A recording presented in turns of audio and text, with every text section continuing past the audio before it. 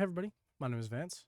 What you're about to watch is I originally had the concept of like a beginner's guide in mind, but it's kind of not that. It's meant to show from the perspective of a beginner what starting Ghost of Tabor is like. I have played for a few days. I am level 18 in the video, but I also just found my first key card in the video too, so you'll get to see that. Basically, what I do is I go in depth on, not really in depth, but give a few pointers what set spawns are, what locations are. I run a silo match, which is going to be really hard to see. I'm going to try to brighten that up. Um, and I run a practice raid on island, so that way I can introduce to you what a practice raid is. Um, Basically, I just want to show what a new player or someone who's interested in the game, what it's like from a beginner's perspective on this game. I plan to do a follow-up video on this that's more in-depth and like what a beginner has learned about the game to help. So if you enjoy this video, if you want to see more Ghosts of Tabor, please hit the like button, subscribe. I moved channels, so I have none of my subscribers anymore, but that's okay. I want to start again. My name is Vance, and I hope you enjoy the video. Hello everybody, my name is Vance with the Panic Core, and welcome to Ghosts of Tabor. This is the first time that I will ever be recording a video in VR for you guys. And ideally, if everything goes well, this will be the first video you guys see on the new channel. So, today we are playing Ghost of Tabor, and I want to answer the question, how difficult is the game for a new player? If you look right here, it says I'm level 18. That's not honestly a big deal. I'm very new to the game. I did buy the upgrade edition to the game, ignore that, and ignore these. So, other than the stuff that I was given by the game, I'm really honestly fairly new. I've been playing for the past few days, kind of learning the game, learning how to play, and just a few other things. So, we're going to go in to a run with nothing but a Glock. Here, we're not even going to take this tricked out Glock that I have. Give me my fucking flashlight, thank you. We're not going to take any armor or anything like that. We're going to take a sling bag with 1 NRS in it and a Glock mag or 2. How much does this have in it? Alright, cool. We don't even need it. We'll need it to kill a scav, and that's about it. So, we're going to run a few runs of Silo first. But, yeah, other than that, we're basically going to be going into this with nothing. So, what is a Ghost of Tabor? Ghost of Tabor is an extraction shooter just like Escape from Tarkov, if you're familiar with that game. Hunt Showdown is another very similar but very different game to this one. Ghost of Tabor is very, very, very similar to Escape from Tarkov in the fact that most people just call it Escape from Tarkov, but in VR. So if you're familiar at all with Escape from Tarkov, you will probably just understand how this game works very quickly. But in case you don't know what an extraction shooter is, an extraction shooter is where you go into your location. In this case, there are 4 different locations you can choose from. We'll get into that in just a minute.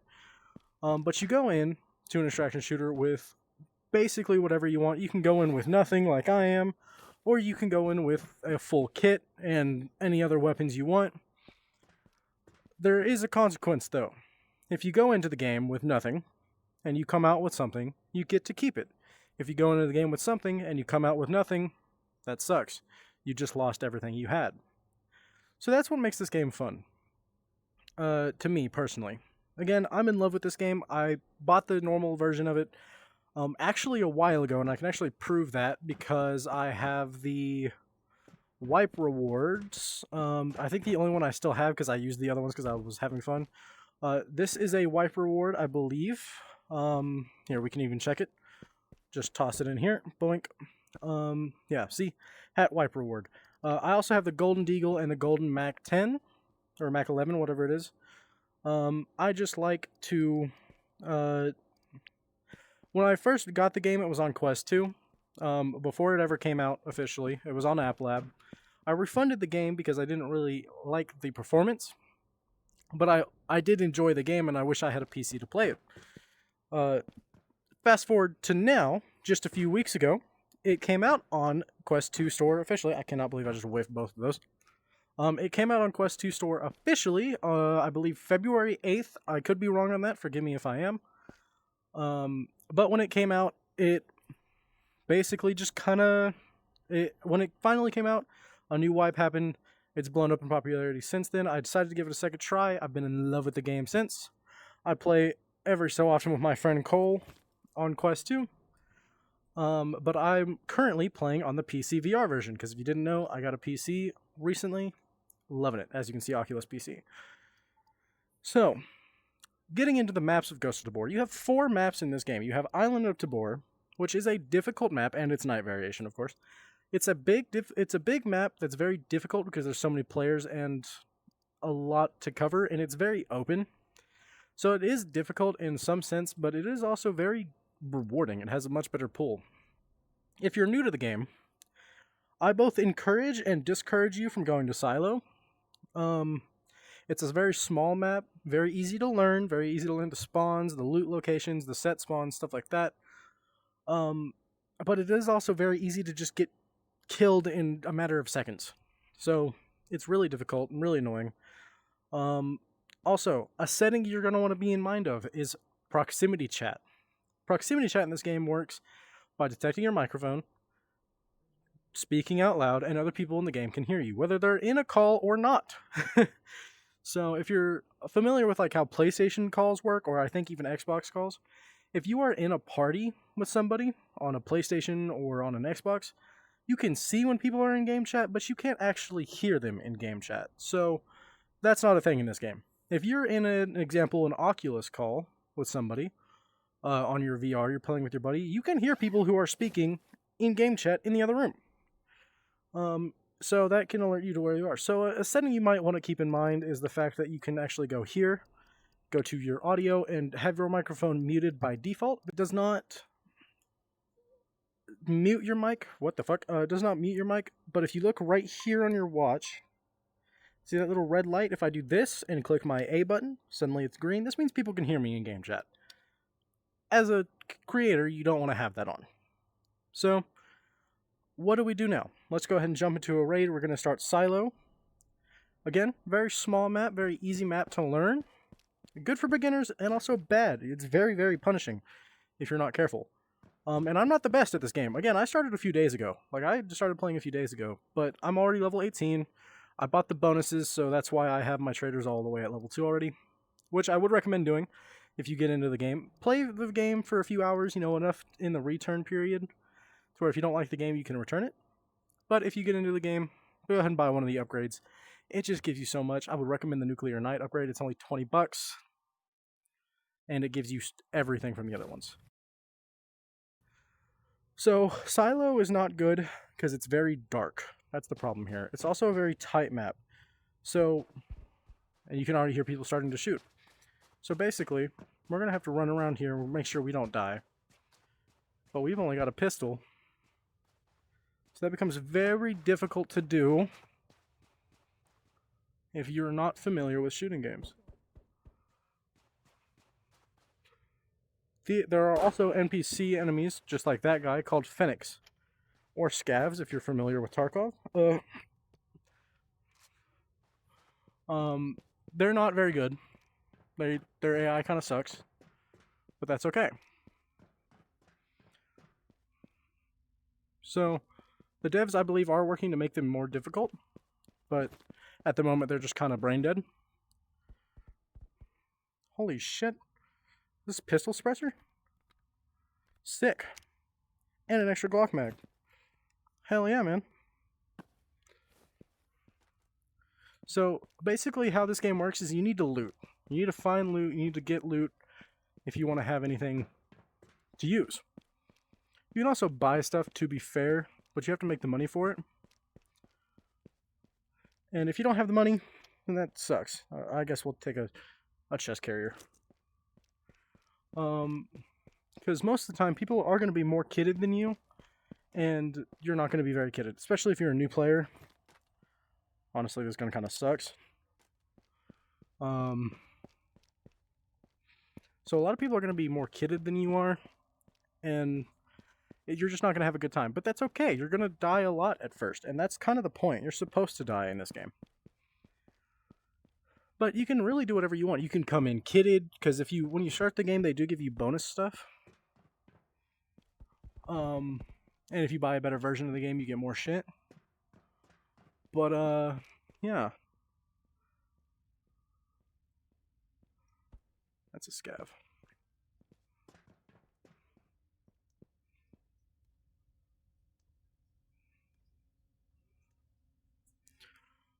So sound is a big part of this game, by the way. Very important part. There's no way that Sav saw me, right?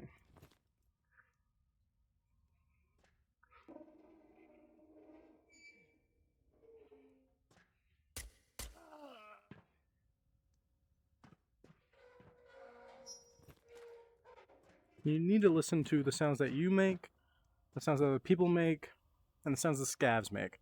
Phoenix, I'm going to call them scav because I play Kharkov. But if you're not listening to the sound, you're never going to know when someone's like right up behind you or coming up on you from another room.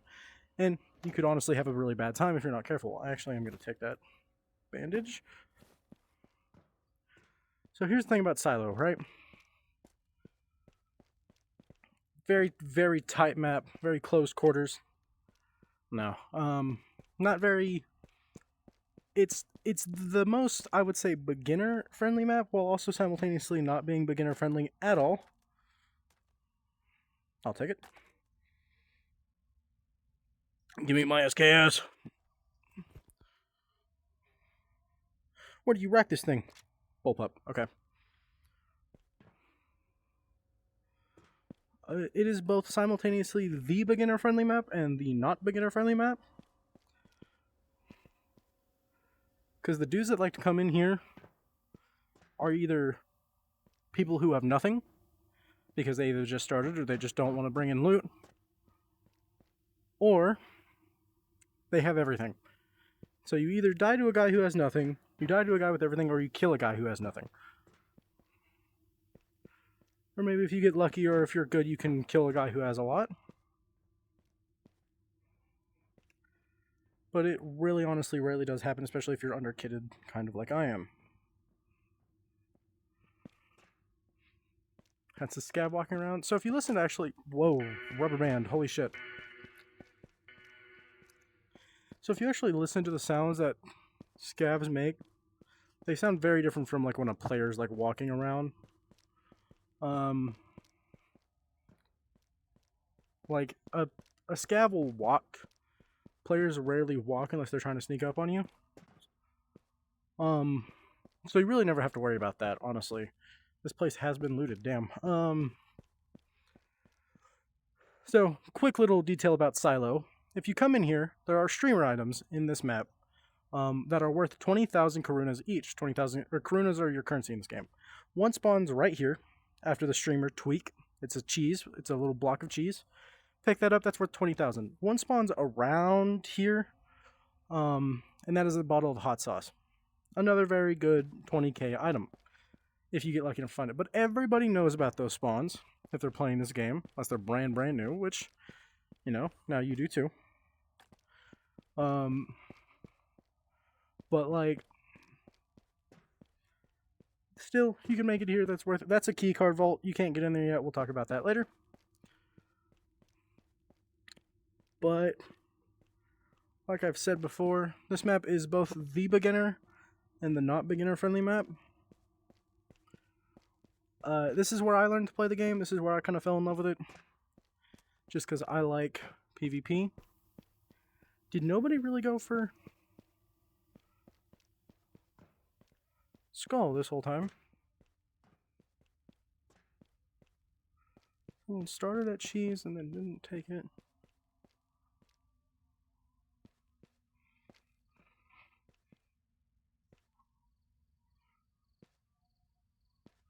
Huh, I'll be damned. Okay.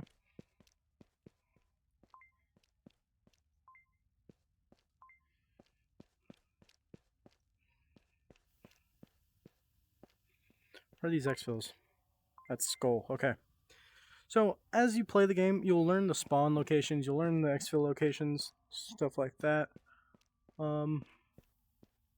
Really, it just takes time. You just gotta learn how to play the game, you know? This is a dangerous spot to be.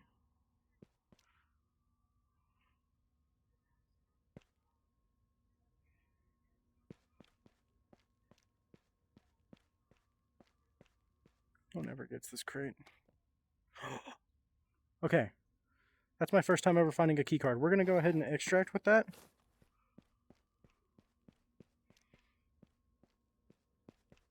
Yeah, fuck this. We're just going to leave.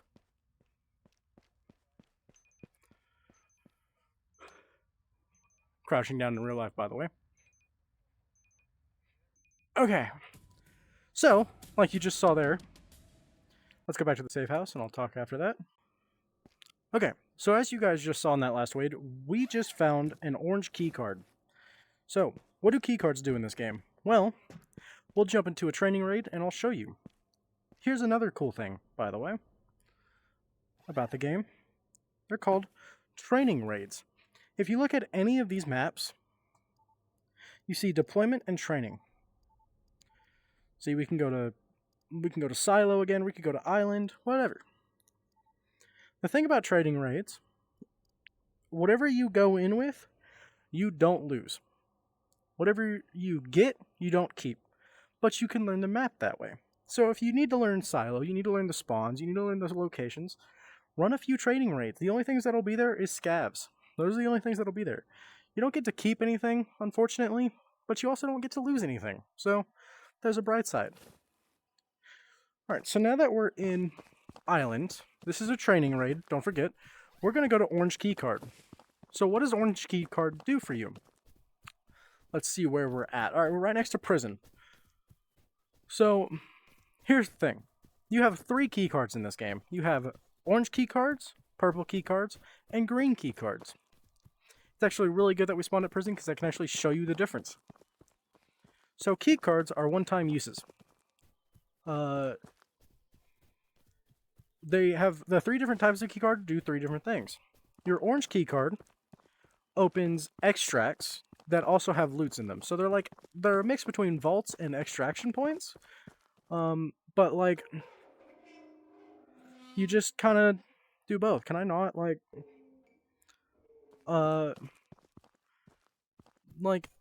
right here at prison, there's a vault. Vaults take purple key cards.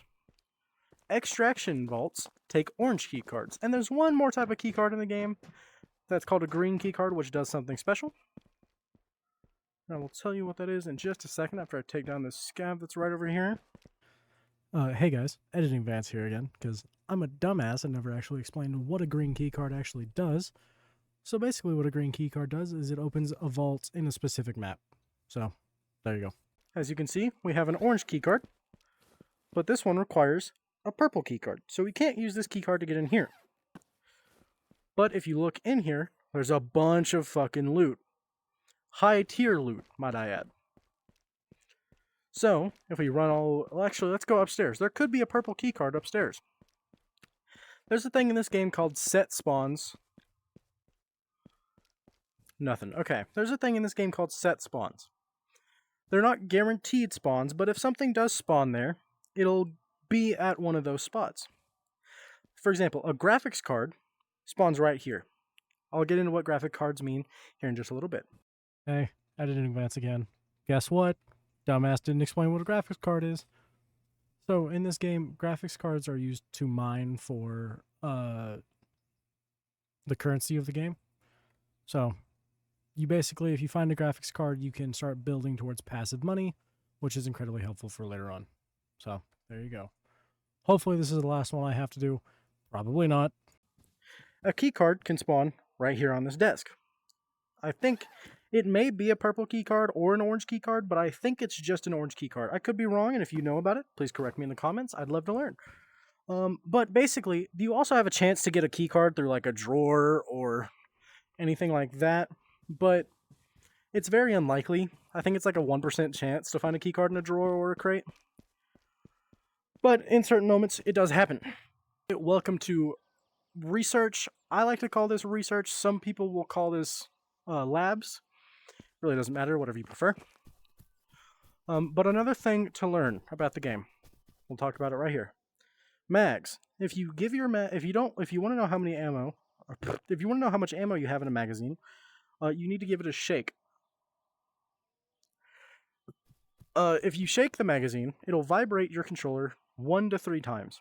3 means it's full, 2 means it's about half, 1 means it's almost empty, and if there's no shakes, it's empty. Most of the time you'll be able to see it though. Another thing about this game is you can mag palm, which is doing this. You take one mag out with your hand, switch to the full mag, put it back in, get rid of the other one. Simple as that. And if you ever pick up a gun out of a locker or a crate, make sure you rack the gun, because there could always never be a round in there. So just make sure you rack it. No. Give me my Glock back! Give it back! Okay. So another guaranteed spawn, or another guaranteed chance at a spawn, is in here. That alarm sound you're hearing, that's actually what's telling you that that exfils are open, or evacs, or evacs if you'd like to call them that. But basically, here we go. This is a perfect example. Never mind, there's not a fucking gun in there. I was going to show y'all why you need to rack a gun. So if we go up top here, so there is another possible graphics card spawn right around here on this shelf. You could find it in there. But if you look at my watch here, you'll notice that I have a little food and water bar, and also this is stamina down here. You notice that's getting lower. If that gets too low, I'll start taking damage and could possibly die. So we need to find something to remedy that. That's a way to remedy it.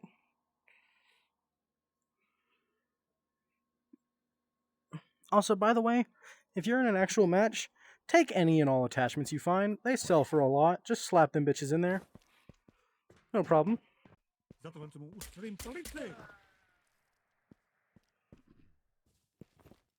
So here's another possible keycard spawn. Let's see if it's here. It's not on this desk, so that sucks. Let's run around and look for another water spawn. Here we go, water. So, see, you'll find most likely a water bottle like this. You just grab it, pull it off with the trigger button, put it to your mouth, and your character will drink.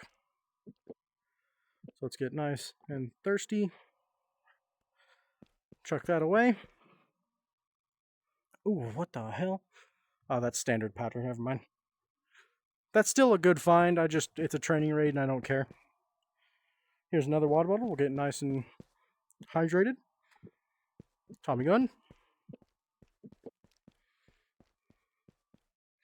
So, after looting around a little bit, see, you can even find bags and stuff too if you come in with nothing. But now we're going to go check the third and final keycard spawn location that I know of on this map before we go to exfil. So the third and final key... Whoa, holy shit, didn't expect you to be here. Oh man, okay. Third and final keycard spawn is right here on the table. Could be there, guaranteed. Could not be, no big deal. Another thing of food, don't need it. Now I do need some meds too, so that sucks. You're gonna be hard pressed to find meds sometimes. That's an MP5. That's not anything. Check these for ammo like this. So your red ammo will be your full metal jacket or your standard ammo. Your green boxes will be, oh, see right there, look, we got a better chest plate. This gives you no armor, by the way. This is just a rig to hold mag carrier stuff. No armor potential. This is level 1 armor that actually can protect you from some bullets. So, always wear that instead. And it can also carry mags and stuff. That's just a Bible. Nothing important, okay? So, all we do from here is, if you wanted to, you could extract. I'm going to play a little dangerous and go check out, what is it called? Radio tower, which is right over there.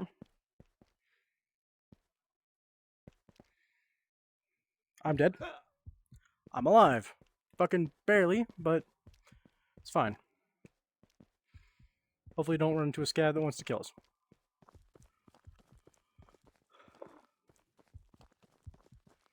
But we're going to run right over here to Radio Tower, which is another chance for a GPU. I don't believe there is a card spawn here, but there could be.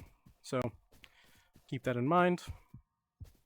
Training rate. If I get tagged by a scav once, I'm dead.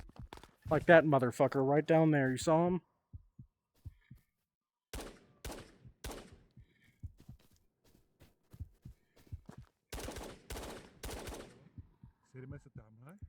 I'm actually at 1 HP, son of a bitch. Here is Radio Tower. If you look in that top room right about there where the point of my finger is, there could be a GPU spawn in there. I'm not going to go look because as you can see I am 1 fucking HP, so we're just going to go extract through the orange card door and show you how that does. So as you can see we are low on energy, so I can take this energy can, crack it open at the top, sip it, and suddenly I'm getting my energy back. So if we run right there, you'll see the extract. Oh, is it open? I was like, is it open in a training raid? Cool. It's not, sadly. But this is an exfil point, as you can see, that needs the orange keycard. We put the orange keycard in. It's a one-time use, but it'll pop this open. And most likely we'll find something good in here. Yeah, we did. We found a P90 mag, a 9mm drum mag? Hold on, is this a 9mm drum mag? No. So that, I don't know what kind of drum mag that is, but it's a drum mag and a sniper scope. Very good find indeed. That's a really high quality sniper scope too. So as you can see, obviously, sometimes extra using these is good, but I wouldn't use them just because you have it. But yeah, now that we're back from that training raid, as you can see, I didn't lose anything from that raid. Didn't even lose my health or anything. So I think that's everything we need to cover for right now. This is not a tips and tricks video. This is just kind of to help new players like me kind of understand the game, kind of figure out what it's like. But really, understanding the game just comes with experience. You know, like you just need to play the game in order to learn it. So anyway, I hope you enjoyed this video. My name is Vance, or the Panda Core, and I will see you all in the next one. Hopefully, we'll be doing some raids in Ghost of Tabor. See ya!